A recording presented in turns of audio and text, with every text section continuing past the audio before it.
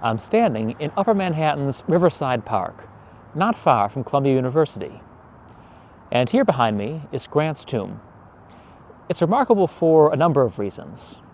First and foremost, it's very big. In fact, the biggest tomb anywhere in America, or for that matter, the Western Hemisphere. It was, for decades, New York City's premier tourist attraction, more popular even than the Statue of Liberty.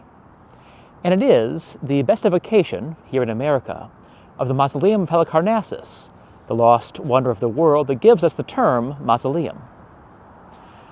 Grant died in 1885, and almost immediately there was a public outcry to build this two-term president and Civil War hero a suitably impressive memorial.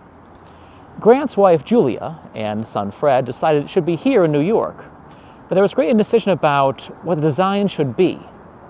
Two contests were held. The first was inconclusive. The second was won by a guy named John Duncan, who was fresh off his victory in designing the Soldiers and Sailors Memorial over in Brooklyn. Duncan decided he wanted to evoke the Mausoleum of Halicarnassus, the great tomb that had housed the remains of Mausoleus of Caria, a satrap or governor of the Persian Empire. Mausoleus and his tomb were known only from ancient sources, above all Pliny the Elder.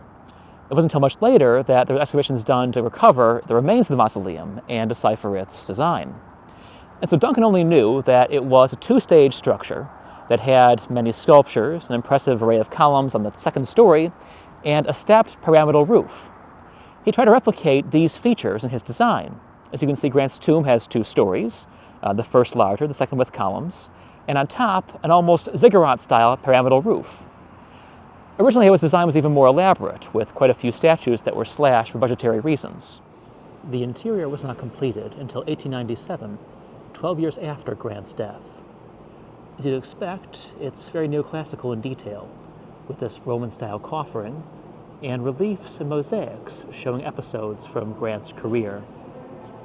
Here in the center is the crypt, within which are the two granite sarcophagi that house the remains of Grant and his wife Julia.